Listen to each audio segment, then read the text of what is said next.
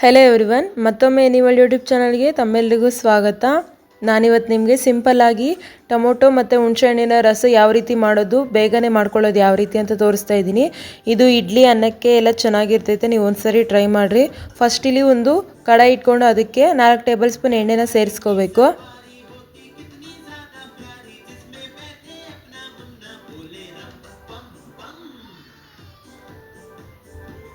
ಈ ರೀತಿ ಎಲ್ಲ ಚೆನ್ನಾಗಿ ಎಣ್ಣೆ ಸ್ವಲ್ಪ ಬಿಸಿ ಆದಮೇಲೆ ನಂತರ ಇಲ್ಲಿ 1.5 ಟೇಬಲ್ ಸ್ಪೂನ್ ಆಗುವಷ್ಟು ಜೀರಿಗೆನ ಸೇರಿಸಬೇಕು. ಜೀರಿಗೆನೂ ಕೂಡ ಒಂದು ಸೆಕೆಂಡ್ ಚೆನ್ನಾಗಿ ಫ್ರೈ ಆಗಬೇಕು. ಅದರಲ್ಲಿ ಚೆನ್ನಾಗಿ ಚಿಟಪಟ ಅಂದಮೇಲೆ ಎಲ್ಲ ಒಂದು 6 ಅಥವಾ 7 ಬೆಳ್ಳುಳ್ಳಿನ ತೊಗೊಂಡಿದ್ದೀನಿ, ಸಿಪ್ಪೆ ಬಿಡಿಸಿಲ್ಲ. ಬೆಳ್ಳುಳ್ಳಿ ಎಸಳನ್ನ ಚೆನ್ನಾಗಿ ಫ್ರೈ ಆಗೋಕ್ಕೆ ಹಾಕ್ತಾಯಿದ್ದೀನಿ. ಇಲ್ಲಿ ಸಿಪ್ಪೆ ಬಿಡಿಸಿಲ್ಲ, ನೀವು ಸಿಪ್ಪೆ ಬಿಡಿಸಿ ಆದರೂ ಆಗ್ಬೋದು, ಇಲ್ಲ ಹಾಗೇನೂ ಕೂಡ ಸೇರಿಸ್ಬೋದು. ನಾನು ಸಿಪ್ಪೆ ಬಿಡಿಸ್ದಿರೇ ಹಾಕ್ತಾಯಿದ್ದೀನಿ. ಈಗ ಅದನ್ನು ಕೂಡ ಒಂದು ಸೆಕೆಂಡ್ ಚೆನ್ನಾಗಿ ಫ್ರೈ ಮಾಡ್ಕೊಳ್ತಾ ಇದ್ದೀನಿ.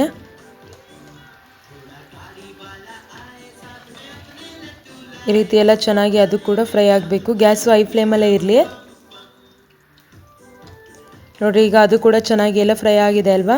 ನಂತರ ಇಲ್ಲಿ 2 ಮೀಡಿಯಮ್ ಸೈಜ್ದು ಈರುಳ್ಳಿನ ಸಣ್ಣ ಸಣ್ಣಕ್ಕೆ ಕಟ್ ಮಾಡಿ ಸೇರಿಸ್ತಾ ಇದ್ದೀನಿ. ಈರುಳ್ಳಿನ ಕೂಡ ಚೆನ್ನಾಗಿ ಒಂದು ಸೆಕೆಂಡ್ ಫ್ರೈ ಮಾಡ್ಕೊಳ್ತಾ ಇದ್ದೀನಿ, ಗೋಲ್ಡನ್ ಕಲರ್ ಬರೋವರೆಗೂ ಕೂಡ ಚೆನ್ನಾಗಿ. ಈ ರೀತಿ ನಾವು ಎಷ್ಟು ಚೆನ್ನಾಗಿ ಎಣ್ಣೆಯಲ್ಲಿ ಗೊಳಿಸ್ತೀರೋ ಅಷ್ಟೊಂದು ಟೇಸ್ಟಾಗಿರ್ತೈತೆ ಈ ಒಂದು ರಸಮ್ಮು. ನೀವು ನೋಡಿ ಎಲ್ಲ ಚೆನ್ನಾಗಿ ಒಂದೊಂದು ಸೆಕೆಂಡ್ ಚೆನ್ನಾಗಿ ಫ್ರೈ ಮಾಡ್ಕೊಳ್ಬೇಕು. ಈಗ ನಂತರ ಇಲ್ಲಿ 4 ಬಾಡಿಗೆ ಮೆಣಸಿನ್ಕಾಯಿ ಮತ್ತು ಖಾರಕ್ಕೆ ಅನುಗುಣವಾಗಿ ಖಾರದ ಮೆಣಸಿನ್ಕಾಯಿನ ಸೇರಿಸ್ತಾ ಇದ್ದೀನಿ. ಇಲ್ಲಿ ಕಲರ್ಗೋಸ್ಕರ ಬಾಡಿಗೆ ಮೆಣಸಿನ್ಕಾಯಿ ಸೇರಿಸ್ತಾ ಇದ್ದೀನಿ. ನಿಮ್ಗೆ ಇಷ್ಟ ಇಲ್ಲ ಅಂದರೆ ಸ್ಕಿಪ್ ಮಾಡ್ಬೋದು ನೀವು. ನಂತರ ಇಲ್ಲಿ ಖಾರಕ್ಕೆ ಅನುಗುಣವಾಗಿ ಸೇರಿಸ್ತಾ ಇದ್ದೀನಿ. ಅದನ್ನು ಕೂಡ ಚೆನ್ನಾಗಿ ಒಂದು ಸೆಕೆಂಡ್ ಫ್ರೈ ಮಾಡ್ಕೊಳ್ತಾ ಇದ್ದೀನಿ ಎಣ್ಣೆಯಲ್ಲಿ. ಈ ರೀತಿ ಎಲ್ಲ ಚೆನ್ನಾಗಿ ಮಿಕ್ಸ್ ಮಾಡ್ಕೊಳ್ರಿ.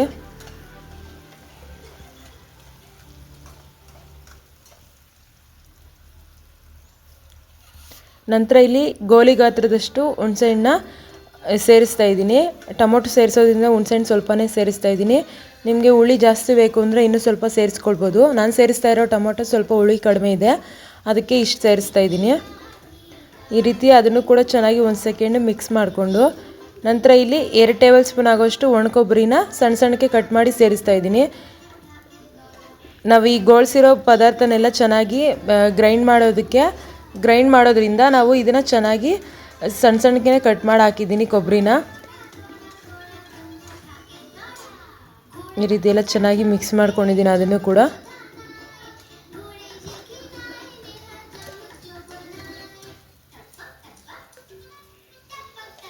ಈ ರೀತಿ ಅದನ್ನು ಕೂಡ ಚೆನ್ನಾಗಿ ಮಿಕ್ಸ್ ಮಾಡ್ಕೊಂಡಿದ್ದಾದಮೇಲೆ 3 ಹಣ್ಣಾಗಿರೋ ಟೊಮೊಟೊನ ಸಣ್ಣ ಸಣ್ಣಕ್ಕೆ ಕಟ್ ಮಾಡಿ ವಾಶ್ ಮಾಡಿ ಸೇರಿಸ್ತಾ ಇದ್ದೀನಿ ಇಲ್ಲಿ.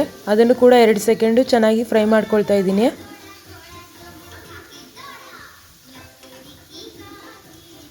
ತುಂಬಾ ಅದ್ಭುತವಾದ ರುಚಿಯಲ್ಲಿ ಇರ್ತೈತೆ ಇದು. ನೀವು ಒಂದು ಸಾರಿ ಟ್ರೈ ಮಾಡಿರಿ. ಬೆಳಗ್ಗೆ ನಾಷ್ಟಾಗೆಲ್ಲ ಇದನ್ನೇ ಮಾಡ್ಕೊಳ್ತೀರಿ, ಅಥವಾ ಅನ್ನ ಸಾಂಬಾರು ಮಾಡಿದಾಗಂತೂ ಈ ಸಾಂಬಾರು ಒಂದು ಸಾರಿ ಟ್ರೈ ಮಾಡಿರಿ, ತುಂಬಾ ಚೆನ್ನಾಗಿ ಬಂದಿರ್ತೈತೆ.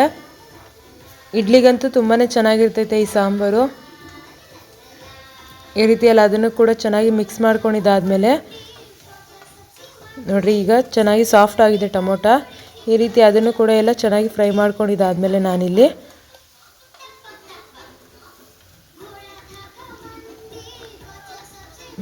ಒಂದು ಹಿಡಿ ಆಗೋಷ್ಟು ಕೊತ್ತಂಬರಿ ಸೊಪ್ಪನ್ನ ಚೆನ್ನಾಗಿ ಕಟ್ ಮಾಡಿ, ಅಂದರೆ ಮೀಡಿಯಮ್ ಸೈಜಲ್ಲಿ ಕಟ್ ಮಾಡಿದ್ದೀನಿ, ಸಣ್ಣ ಸಣ್ಣಕ್ಕೆ ಕಟ್ ಮಾಡಿಲ್ಲ. ಗ್ರೈಂಡ್ ಮಾಡೋದ್ರಿಂದ ಸಣ್ಣಕ್ಕೆ ಕಟ್ ಮಾಡಿ ಸ್ವಲ್ಪ ಅದನ್ನು ವಾಶ್ ಮಾಡಿ ಸೇರಿಸ್ತಾ ಇದ್ದೀನಿ ಇಲ್ಲಿ. ನೀವು ಕರ್ಬೇವಿನ ಸೊಪ್ಪು ಸೇರಿಸೋಗಿದ್ರೆ ಸೇರಿಸ್ಬೋದು, ನಾನಿಲ್ಲಿ ಒಗ್ಗರಣೆಗೆ ಹಾಕೋದ್ರಿಂದ ಇದಕ್ಕೆ ಸೇರಿಸ್ತಾ ಇಲ್ಲ. ಈಗ ಅದನ್ನು ಕೂಡ ಎಲ್ಲ ಚೆನ್ನಾಗಿ ಫ್ರೈ ಮಾಡಿಕೊಂಡು ನೋಡಿ, ಎಲ್ಲ ಚೆನ್ನಾಗಿ ಫ್ರೈ ಆಗಿದೆ. ಕಲರ್ ಸ್ವಲ್ಪ ಲೈಟಾಗಿ ಚೇಂಜ್ ಆಗಿದೆ, ನೀವು ನೋಡ್ತಾ ಇರ್ಬೋದು. ಈ ರೀತಿ ಎಲ್ಲ ಚೆನ್ನಾಗಿ ಕಲರು ಲೈಟ್ ಕಲರ್ ಬರಬೇಕು. ಈ ರೀತಿ ಎಲ್ಲ ಚೇಂಜ್ ಆದಮೇಲೆ ಒಂದು ಚಿಟಿಕೆ ಆಗೋಷ್ಟು ಅರಿಶಿನ ಸೇರಿಸ್ತಾ ಇದ್ದೀನಿ ಇಲ್ಲಿ. ನಿಮ್ಗೆ ಇಷ್ಟ ಇದ್ದರೆ ಸೇರಿಸ್ಬೋದು, ಇದನ್ನು ಕೂಡ, ಇಲ್ಲಾಂದರೆ ಸ್ಕಿಪ್ ಮಾಡ್ಬೋದು. ಹಾಕೋದ್ರಿಂದ ಚೆನ್ನಾಗಿರ್ತೈತೆ, ಟೇಸ್ಟು ಕೂಡ ಚೆನ್ನಾಗಿರ್ತೈತೆ. ಈ ರೀತಿ ಅದನ್ನು ಕೂಡ ಚೆನ್ನಾಗಿ ಅರಿಶಿನ ಹಾಕ್ಬೇಕಾದ್ರೆ ಗ್ಯಾಸು ಲೋ ಫ್ಲೇಮಲ್ಲಿ ಇಕ್ಕಿರಿ. ಈಗ ಗ್ಯಾಸು ಲೋ ಫ್ಲೇಮಲ್ಲಿಟ್ಟು ಅರಿಶಿನ ಸೇರಿಸಿ ಚೆನ್ನಾಗಿ ಒಂದು ಸೆಕೆಂಡ್ ಫ್ರೈ ಮಾಡ್ತಾಯಿದ್ದೀನಿ. ಅದನ್ನು ಕೂಡ ನೋಡಿರಿ ಈಗ ಇಷ್ಟೇ. ಇದೆಲ್ಲ ಚೆನ್ನಾಗಿ ಮಿಕ್ಸ್ ಆದಮೇಲೆ ಇದನ್ನು ತಣ್ಣಗಾಕಿ ಬಿಟ್ಟು ಗ್ರೈಂಡ್ ಮಾಡಬೇಕು. ಗ್ರೈಂಡ್ ಮಾಡಿದಾದಮೇಲೆ ನಂತರ ಇಲ್ಲಿ ಅದೇ ಬಾಣಲಿಗೆ 2 ಟೇಬಲ್ ಸ್ಪೂನ್ ಎಣ್ಣೆನ ಸೇರಿಸ್ಕೊತಾ ಇದ್ದೀನಿ. ಎಣ್ಣೆ ಸ್ವಲ್ಪ ಚೆನ್ನಾಗಿ ಬಿಸಿ ಆದಮೇಲೆ 1 ಟೇಬಲ್ ಸ್ಪೂನ್ ಸಾಸಿವೆನ ಸೇರಿಸ್ತಾ ಇದ್ದೀನಿ.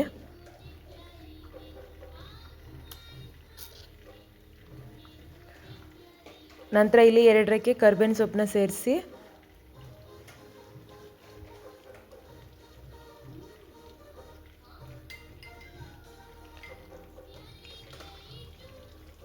ಮತ್ತು 5 ಎಸಳು ಬೆಳ್ಳುಳ್ಳಿನ ಚೆನ್ನಾಗಿ ಸ್ವಲ್ಪ ಕುಟ್ಬಿಟ್ಟು ಅದನ್ನು ಸೇರಿಸ್ತಾ ಇದ್ದೀನಿ ಇಲ್ಲಿ ಒಗ್ಗರಣೆಗೆ. ಬೆಳ್ಳುಳ್ಳಿ ಹಾಕೋದ್ರಿಂದ ಚೆನ್ನಾಗಿರ್ತೈತೆ ಟೇಸ್ಟು. ನಿಮಗೆ ಬೇಡ ಅಂದರೆ ಸ್ಕಿಪ್ ಮಾಡ್ಬೋದು, ಹಾಕೋದ್ರಿಂದ ತುಂಬಾ ಚೆನ್ನಾಗಿರ್ತೈತೆ. ಒಗ್ಗರಣೆಯಲ್ಲಿ ಬೆಳ್ಳುಳ್ಳಿ ಮತ್ತು ಮೆಣಸಿನ್ಕಾಯಿ ತುಂಬಾ ಕಾಂಬಿನೇಷನ್ ಆಗಿರ್ತೈತೆ. ನೀವು ಯಾವುದೇ ರಸಮ್ ಮಾಡಿದ್ರೂ ಅಷ್ಟೇ ಇದನ್ನ ಎರಡನ್ನ ಸೇರಿಸ್ರಿ, ತುಂಬಾ ಕಾಂಬಿನೇಷನ್ ಆಗಿರ್ತೈತೆ. ಟೇಸ್ಟು ಕೂಡ ಅಷ್ಟೊಂದೇ ಚೆನ್ನಾಗಿರ್ತೈತೆ. ಈಗ ಅದನ್ನು ಕೂಡ ಎಲ್ಲ ಚೆನ್ನಾಗಿ ಫ್ರೈ ಮಾಡ್ಕೊಂಡ್ಮೇಲೆ 1 ಬಾಡಿಗೆ ಮೆಣಸಿನ್ಕಾಯಿ ಮತ್ತು 3 ರವಣ ಮೆಣಸಿನ್ಕಾಯಿ ಬರುತ್ತಲ್ವ, ಗುಂಟೂರು ಮೆಣಸಿನ್ಕಾಯಿ ಹೆಸರು ನೀಟಾಗಿ ಗೊತ್ತಿಲ್ಲ, ಸೊ ಅದಕ್ಕೆ ಹೇಳ್ತಾ ಇದ್ದೀನಿ. ಈ ಥರ 2 ಮೆಣಸಿನ್ಕಾಯಿನ ಅದನ್ನು ಸೇರಿಸಿ ಚೆನ್ನಾಗಿ ಮಿಕ್ಸ್ ಮಾಡ್ತಾಯಿದ್ದೀನಿ.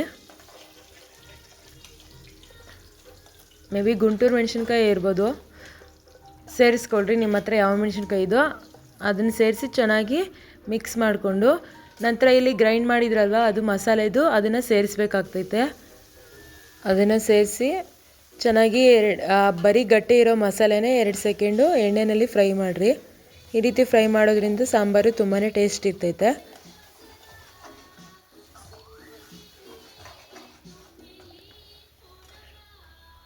ಸೊ ನೋಡಿರಿ, ಈಗ ಚೆನ್ನಾಗಿ ಎಲ್ಲ ಕುದಿ ಬರ್ತಾಯಿದೆ. ಗಟ್ಟಿ ಮಸಾಲನೇ ಅಲ್ವಾ, ಸೈಡಲ್ಲೆಲ್ಲ ಎಣ್ಣೆ ಬಿಡ್ತಾಯಿದೆ, ನೀವು ನೋಡ್ಬೋದು.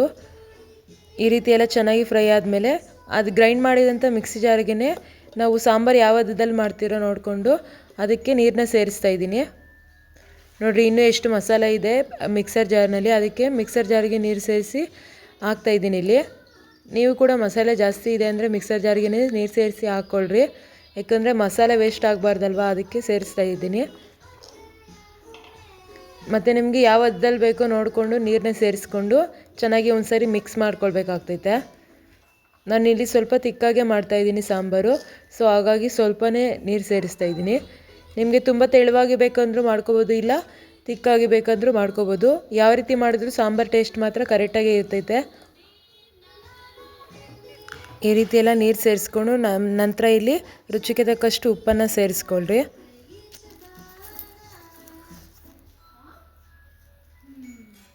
ಉಪ್ಪು ಸೇರಿಸ್ಕೊಂಡು ಚೆನ್ನಾಗಿ ಒಂದು ಸಾರಿ ಮಿಕ್ಸ್ ಮಾಡಿಕೊಳ್ರಿ.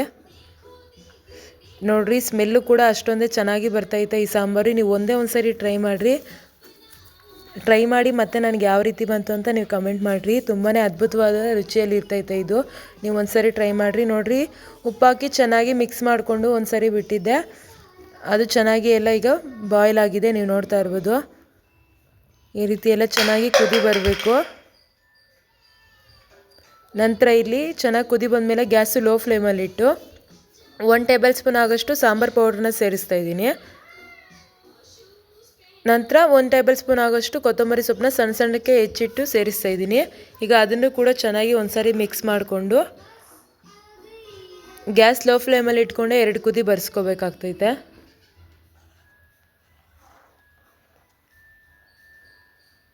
ಸೊ ಇಷ್ಟೇ, ಈ ರೀತಿ ಚೆನ್ನಾಗಿ ಮಿಕ್ಸ್ ಮಾಡಿಕೊಂಡು ಅದೊಂದು 2 ಕುದಿ ಬಂದಮೇಲೆ ಗ್ಯಾಸ್ ಆಫ್ ಮಾಡಿಕೊಂಡ್ರೆ ನಮ್ಮ ರುಚಿಯಾದ ಒಂದು ಸಾಂಬಾರು ರೆಡಿ ಆಗ್ತೈತೆ. ಟೊಮೊಟೊ ಮತ್ತು ಹುಣಸೆ ಹಣ್ಣಿನ ಸಾಂಬಾರು.